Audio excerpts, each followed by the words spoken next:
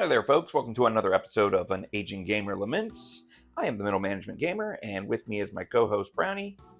Happy to be here today, aren't you, Brown? Yes. So, as the title suggests, today we'll be talking about the meaning of life. And I know what you're saying. I know this gentleman's not about to tell me that the meaning of life is video games. And that's true. I'm not going to tell you that. But video games is what got me thinking about it.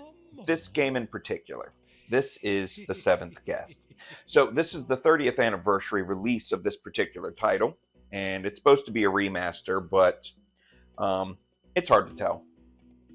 So I've had this game, and I still have the CD-ROM of it. It's actually in my garage with a lot of the old CD-ROMs that I have down there, and I can actually play them using DOSBox on the computer and setting up a system to run it, because the new computers run things too fast, so the old software doesn't always work. But DOSBox program, etc., so forth. If you know, you know.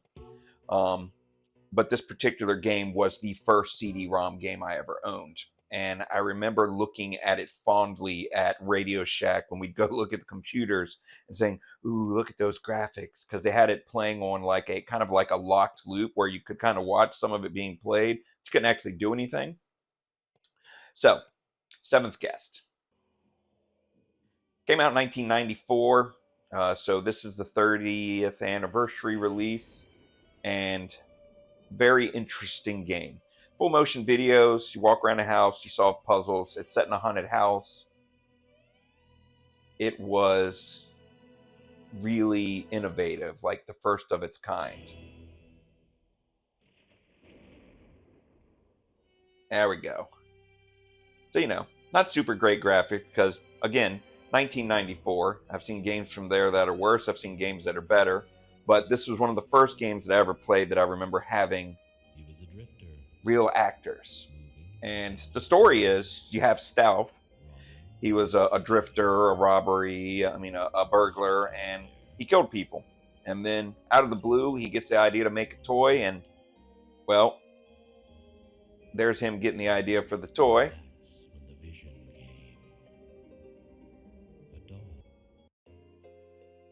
Making the toy,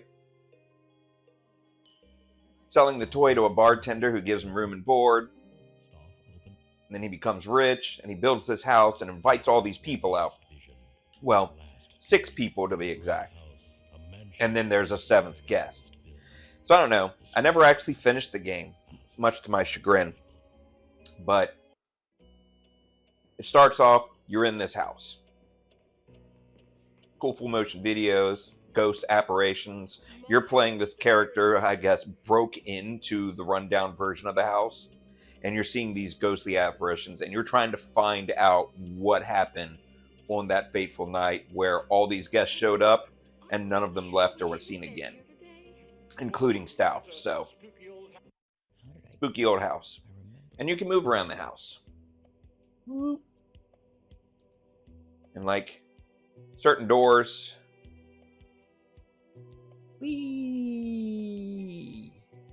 like this door is open. You can tell because the handle lets you go in. But this door is closed. I can't go into it yet.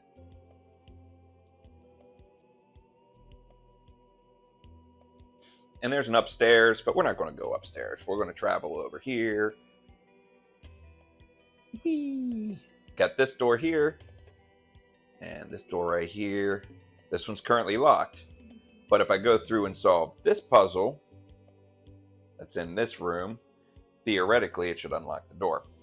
So, again, you're probably asking yourself, what does this have to do with the meaning of life? So, me and my buddy, I've mentioned him before. I've known him since pre-kindergarten. We lived on the same street and just continued to live near each other most of our lives growing up, going to high school, and then we kept in touch afterwards. I think I named him Political Family Man in another video. I'm sure I've talked about him before, but I got nicknames to protect the identities of those involved. So that's his nickname for the video series. He's a Political Family Man. We were doing a spin a night, or a stay the night, or a sleepover at my house, and we both played computer games. But I don't think any of our parents, either of our parents, were super big into getting us large amounts of video games. So we, it was very particular about which games we got. So we had to get something that we could play a lot, would really keep us uh, invested. So this was one of the games I had, and I remember he had a game called Master of Magic, which I downloaded a copy, and they did a re-release not too long ago. Super fun game, really keeps me interested. But this was the one we played when he came to my house, and it was like I said, we were doing a spin a night. And I say it that way because I saw a meme on Facebook not too long ago about Southern words, and they have like these different words, and somebody will say it on this side, and then on the other side it'll say the Southern version. And a sleepover was a spin a night. So I thought it was funny. Anyway, I hope you agree. So we stayed up all night doing these puzzles and trying to play this puzzle. And I think at one point we finally gave up and got up the next morning to play it again. And it must have been like a Friday going into Saturday because my dad was home from work. And we were so super excited because this puzzle we had spent all night. We finally, it just clicked and we were able to solve it. And my dad came in about that time, and I got up and I ran over to him. I was super excited, and my buddy was with me, and I was like, Dad, oh my God, we solved the puzzle, we figured it out. And he was like, well, son, that's the meaning of life, solving puzzles. And for whatever reason, this just clicked with my buddy as the funniest thing he'd ever heard. But to me, it's always resonated because solving puzzles is the meaning of life. That's a way to look at it. Every day is a different puzzle. Everything that you have to deal with is a puzzle. Sometimes it's a logic puzzle. Sometimes it's an emotional puzzle. Sometimes it's just math and science and, whatever. But there's different ways to solve them. Sometimes you solve them by yourself. Sometimes you solve them with people.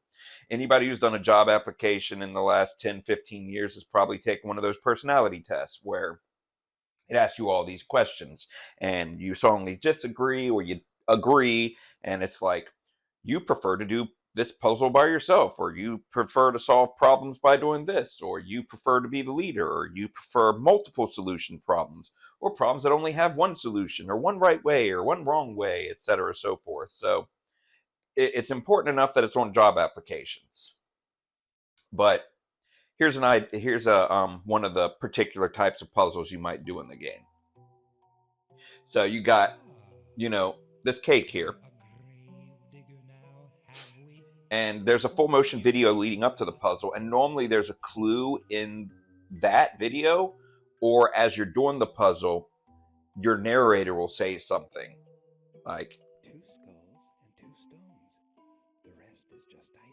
two skulls, two stone, the rest is just icing. So you need to cut cake that has two skulls, two tombstones, and icing, and you need to cut the entire cake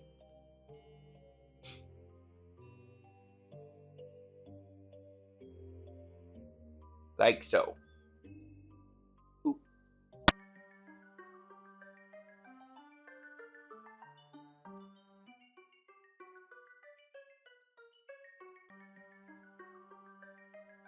By no means is it a super difficult puzzle. Pretty easy to figure out once you've done it a couple of times. This is one where there's several different solutions. There's a couple of different ways you can cut it, but if you make the wrong cut, you have to start over.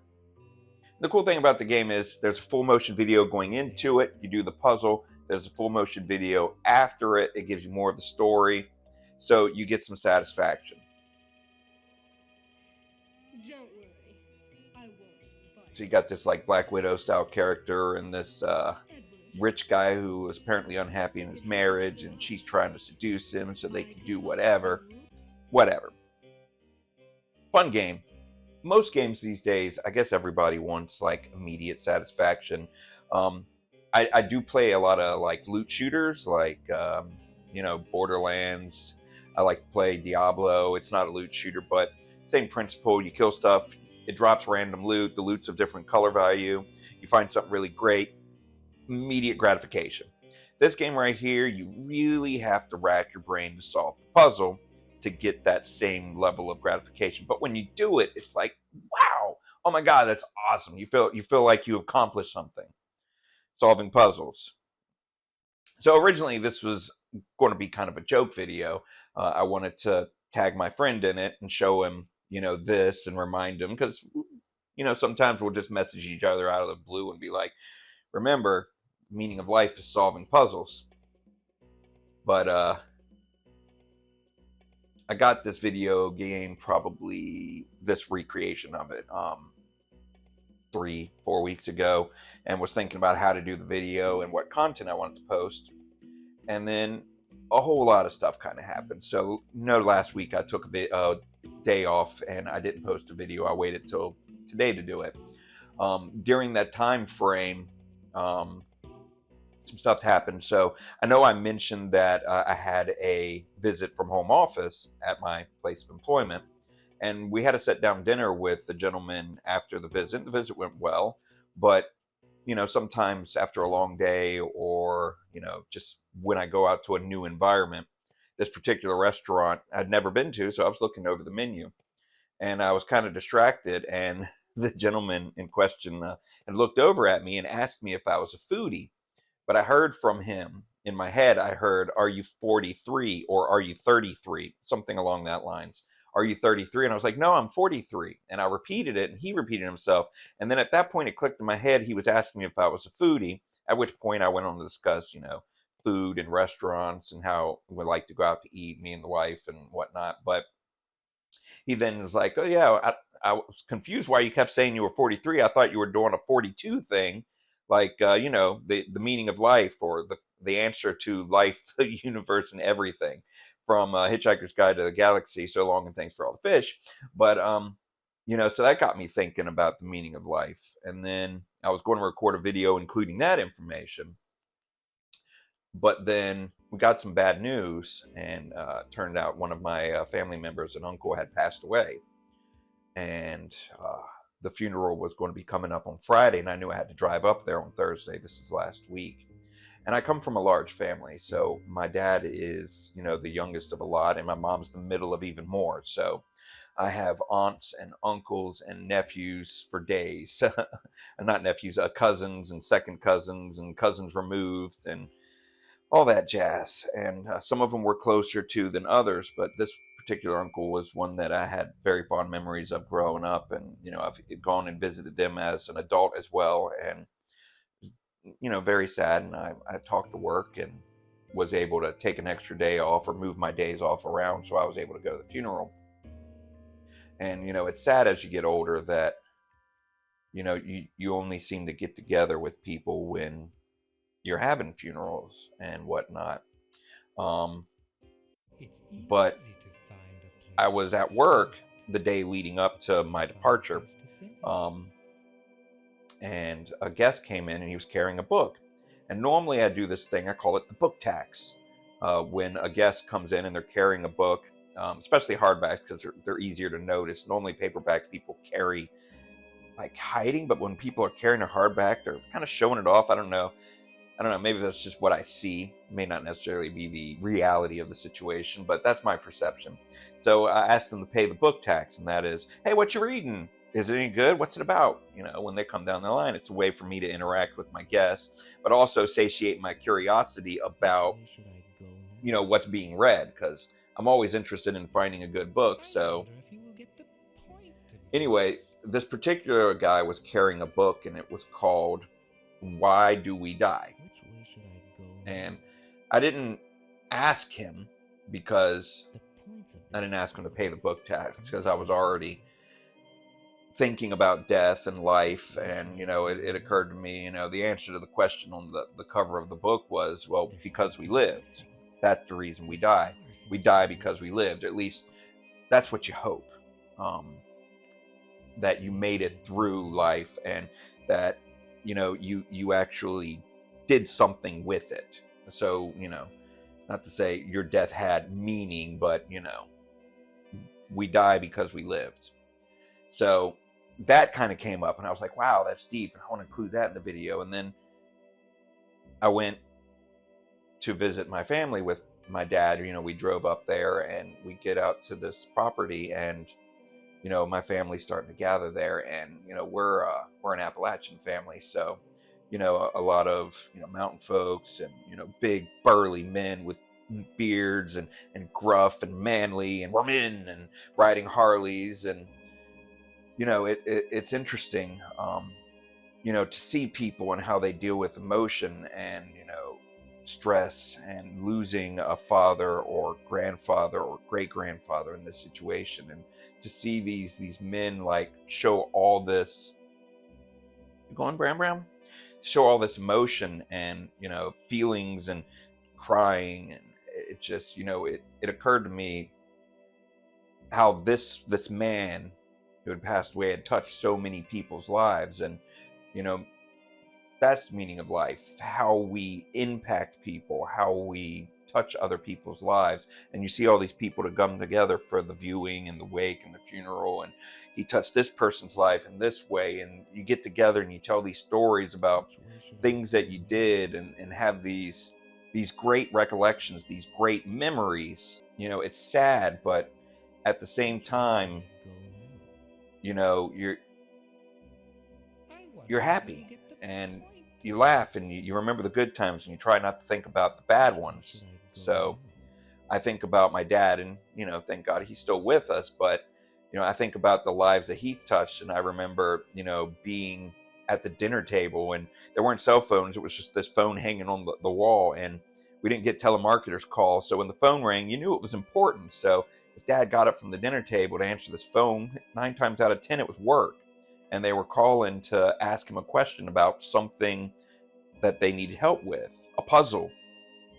And to me, you know,